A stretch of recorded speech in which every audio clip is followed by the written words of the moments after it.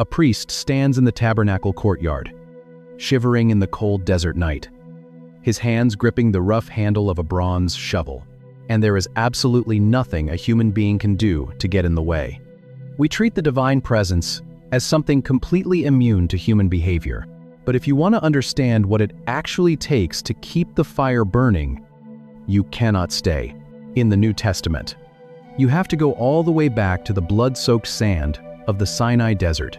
Aaron lifts his hands toward the people. He steps down from the heavy bronze altar.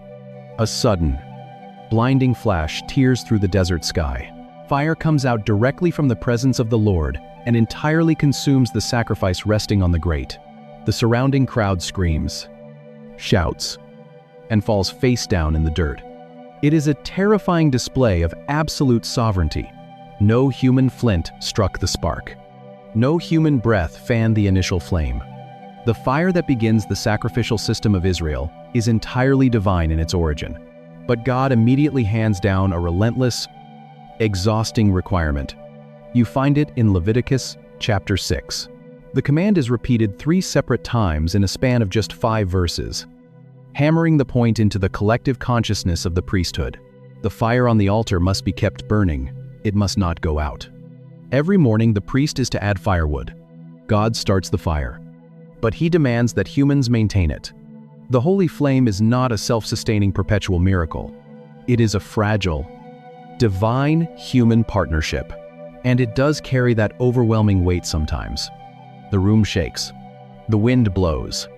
But if you look closer at a tiny 5-word sentence, every single morning, before the sun rises over the red rocks of Sinai, a human being has to walk out into the freezing desert air. They have to drag heavy, rough-barked branches of acacia wood across the sand. They have to scrape their hands. They have to kneel in the dirt and sweep away the gray, choking ash of yesterday's sacrifices.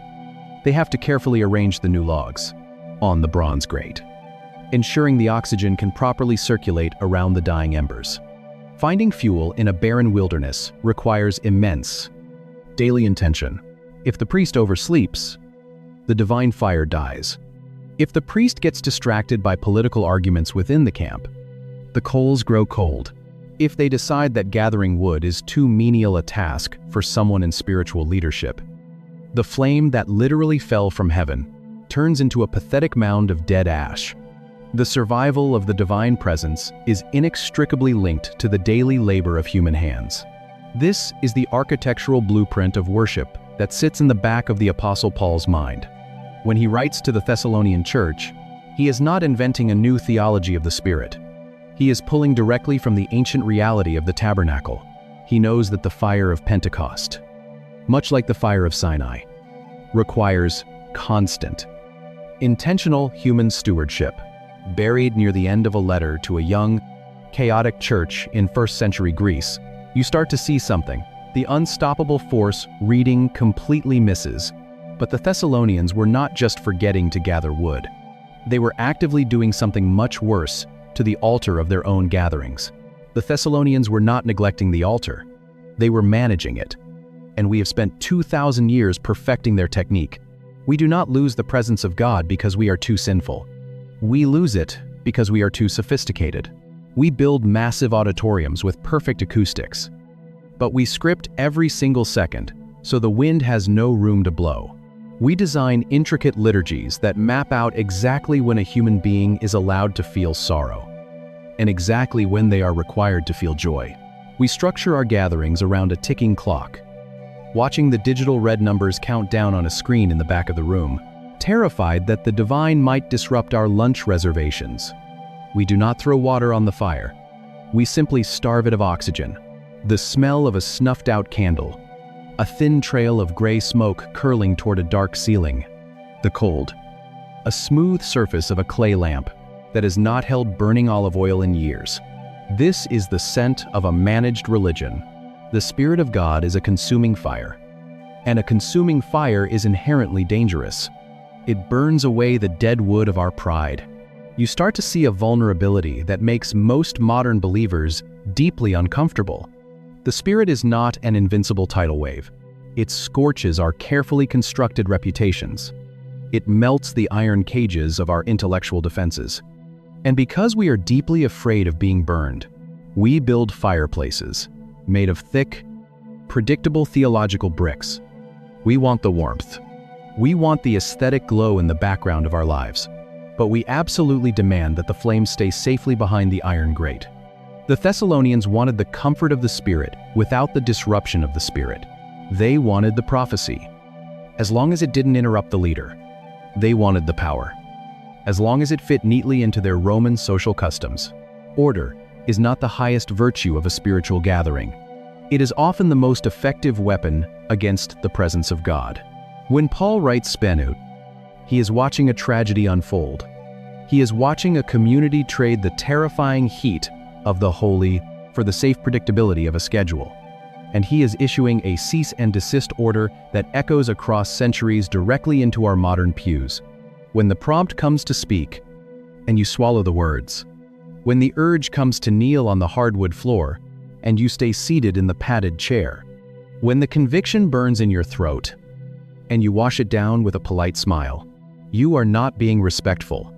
You are actively restricting the airflow. You are taking the bronze shovel, scraping away the glowing red coals. It is a fire you can actively suffocate. The question is how? How does a fragile human being put out the fire of the creator of the universe, and burying them under the gray ash of human dignity? You are placing the heavy clay lid over the wick and watching the light die. We do this collectively in our buildings every single weekend. But the most devastating place this happens is not in a crowded sanctuary. It happens in the quiet, desperate architecture of your own chest.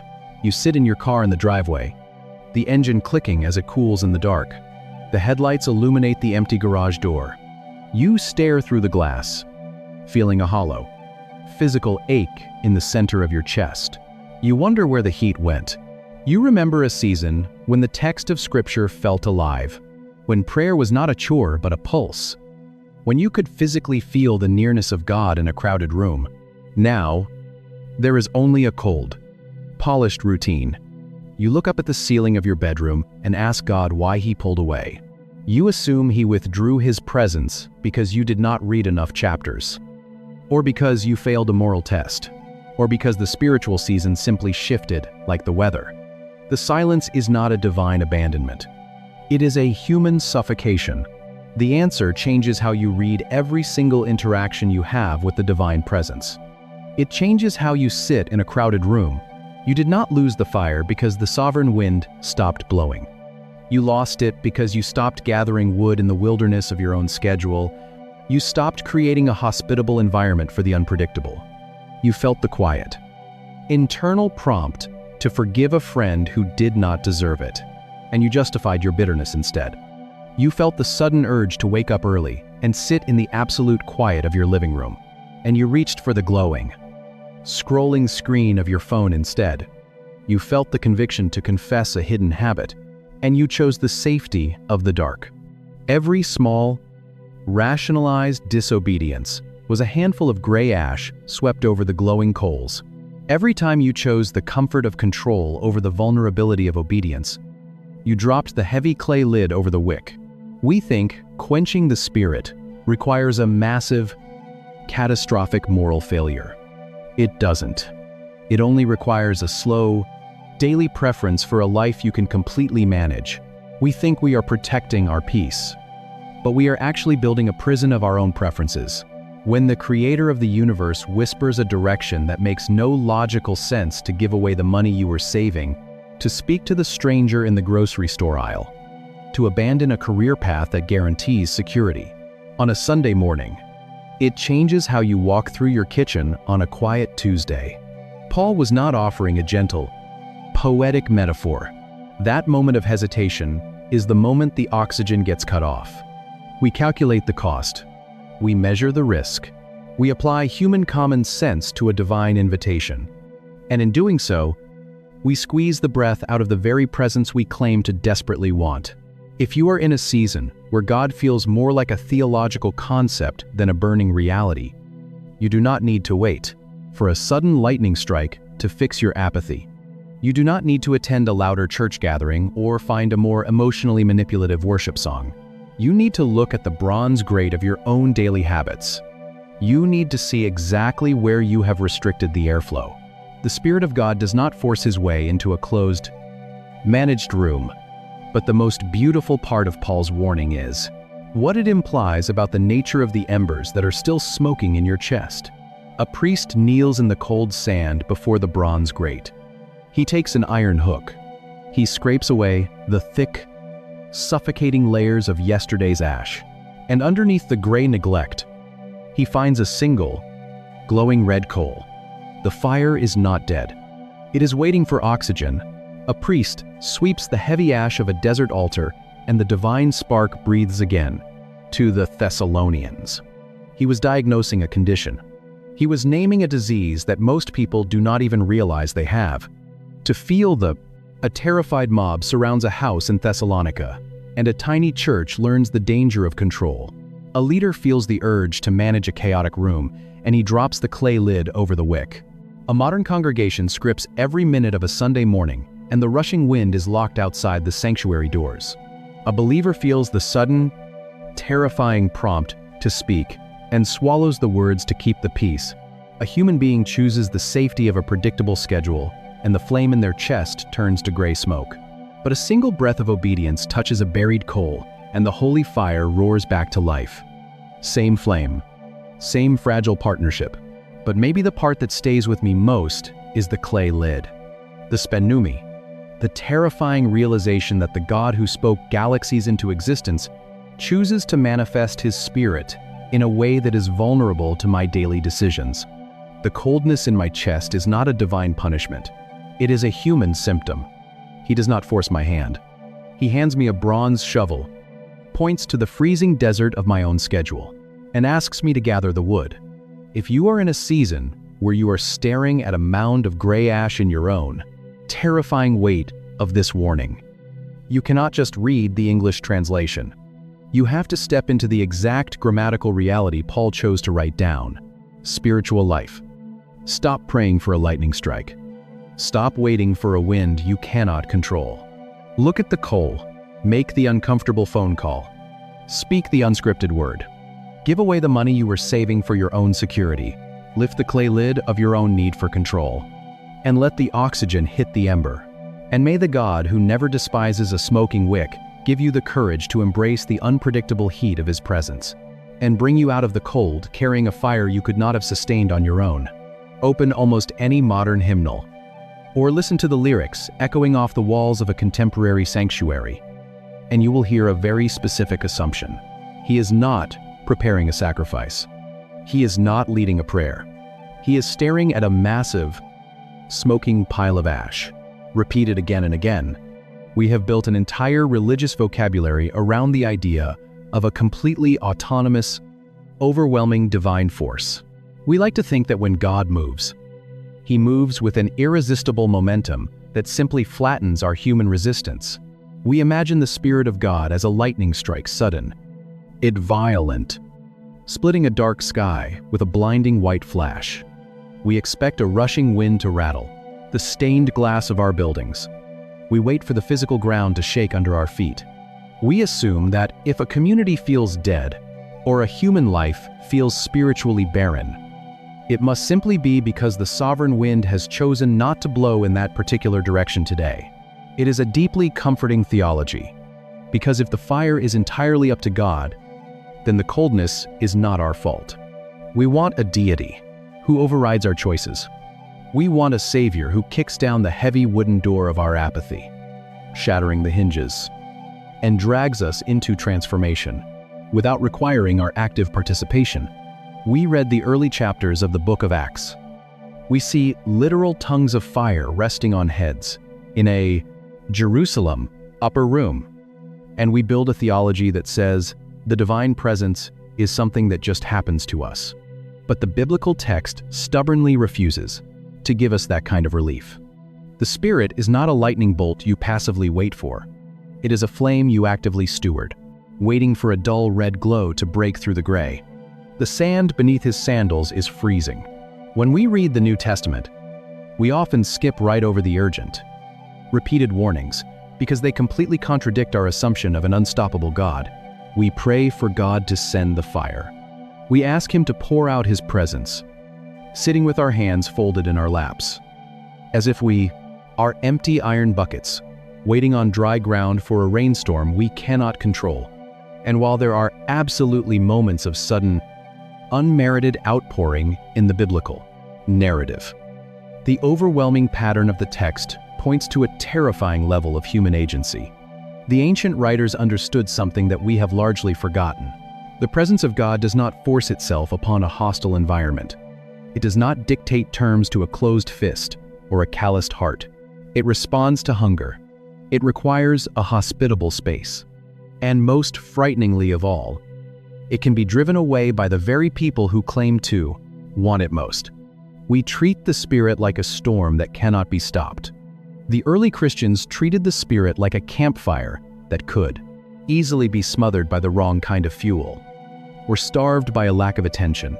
But the detail that makes Paul's warning so chilling is exactly who he was speaking to. He was not writing a letter to a cold, traditional congregation that had forgotten how to feel. A port city on the Aegean Sea. Salt water stings the air. Carts rattle over the massive, rutted stone blocks of the Via Egnatia, but the heat radiating from the bronze grate warms his face. The smell of charred acacia wood and rendered fat clings to his heavy linen robes. A mob surges through the marketplace. They drag a man named Jason out of his house. They shout. They accuse. They demand blood. This is Thessalonica. This is not a safe place to follow a crucified Jewish rabbi. It is a pressure cooker of Roman loyalty and pagan worship. Paul plants a church here. He stays a mere matter of weeks. The persecution gets too hot. He is forced to flee in the dark under the cover of night. He leaves behind a handful of new, terrified believers. They are confused. They are grieving. They are burying their dead, wondering what happens to Christians who die before the sky splits open. But they are also experiencing something deeply raw. They gather in cramped, windowless rooms. The air is thick with the smell of cheap olive oil, burning in small clay lamps. They share torn bread. They pass a cup of wine. They wait for the end of the world, and the Spirit of God is moving among them. People are speaking in ecstatic utterances. Prophecies are being declared over crowded dinner tables. People are weeping. They are trembling. The gatherings are loud. The emotion is electric. This is not a cold, institutional congregation reading from a scripted liturgy. It is a blazing, unpredictable fire. They actually have the exact opposite problem of most modern religious gatherings. They do not need someone to light a match. The command he was given by Moses was absolute, woven into the very fabric of how his people survive the wilderness. They have far too much heat. The charismatic energy is spilling over the edges of their community. Some members are quitting their daily jobs, completely convinced Jesus is returning tomorrow morning. Others are standing up in the middle of quiet moments, shouting prophetic words that disrupt the room. It is messy. It is loud. It is entirely disorganized. Paul receives a report about the chaos. He sits down. He picks up a reed pen. He writes a letter. He addresses their paralyzing fear of death. He addresses their sexual ethics. He tells them to work with their hands and live quiet lives. And then, right at the very end of the parchment, he fires off a list of rapid, staccato commands. Rejoice always. Pray continually. Give thanks in all circumstances.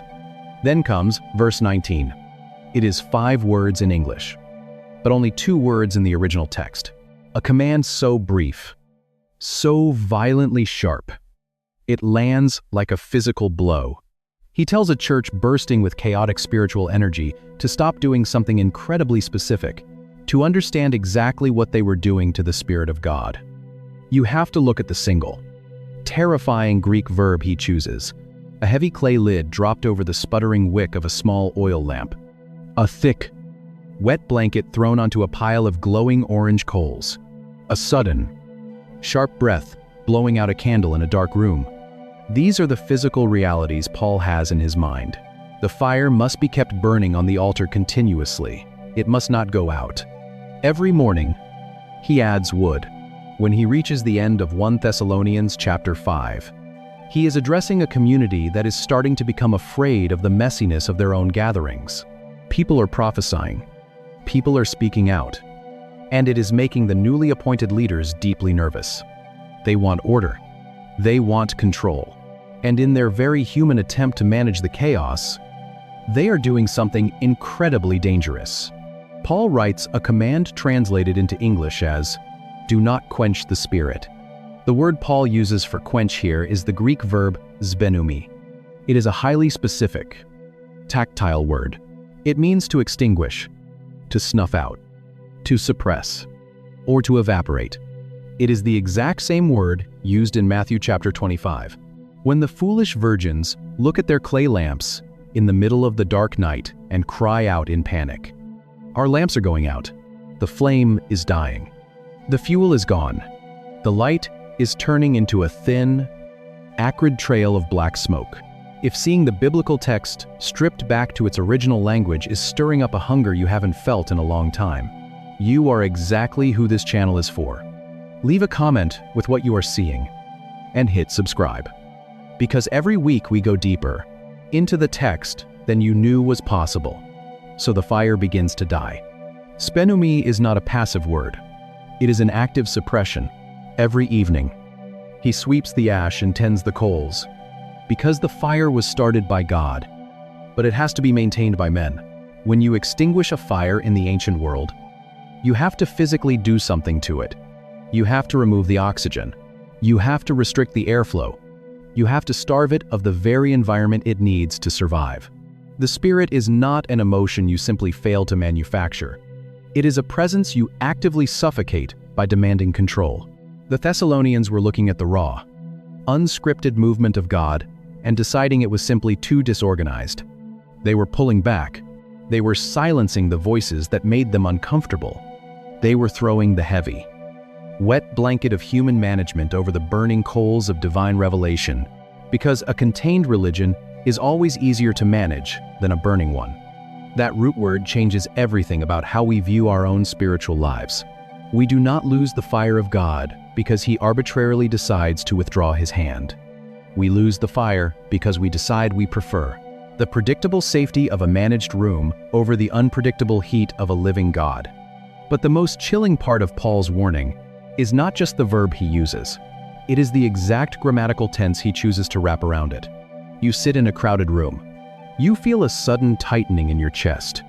You sense an overwhelming physical urge to speak out. Most people assume the Spirit of God is an unstoppable force. We talk about the Spirit like a hurricane, a rushing wind, to confess a failure, to lift your hands in the middle of a perfectly quiet song. You look around. You see perfectly still bodies. You see folded hands resting on expensive clothes. You feel the cold sweat on your palms. You swallow the urge. You clench your jaw. You tell yourself it is just biology. You tell yourself it is just an emotional spike. You wait in the stiff silence for the feeling to pass. You are actively putting out the fire. In English, "do not quench" sounds like a general principle. It reads like a warning sign, bolted to a brick wall. Do not walk on the grass. Do not touch the glass. It sits there passively, just in case someone decides to break the rule in the future. But the Greek grammar Paul employs is violently active. He uses the negative particle me combined with a present active imperative verb, SBENNUT. In Koine Greek, if you want to tell someone not to start doing something, you use a negative with an aorist subjunctive. That construction simply means, don't do this thing tomorrow. It is preventative. But a negative with a present imperative carries a completely different, much heavier weight. It means stop doing the action you are already doing right now. It is a cease and desist order. Paul is not looking into the future, a divine tidal wave that crashes into our lives and overrides our apathy. We assume that if God wants to move, he simply moves. He is looking at their current, real-time behavior. He is watching them throw cold water on the glowing coals of their own gatherings. This is not a warning about a hypothetical mistake. It is an intervention in a present reality. You feel the prompt to give away a specific amount of money. You open a spreadsheet instead. You feel the urge to cross the room and pray for a stranger holding a cane. You stare at your phone screen instead. You feel the sudden, crushing weight of a hidden sin during a sermon. You quickly plan what you are having for lunch. You rationalize the silence. You police the boundaries of your own heart. You decide what is socially acceptable. You shut down the unpredictable. Every time you prioritize human dignity over divine disruption. You restrict the airflow. Every time you choose the written script over the spontaneous prompt. You remove the oxygen. Every time you silence the conviction in your gut, because it might make someone else in the room uncomfortable. You drop the heavy clay lid over the wick.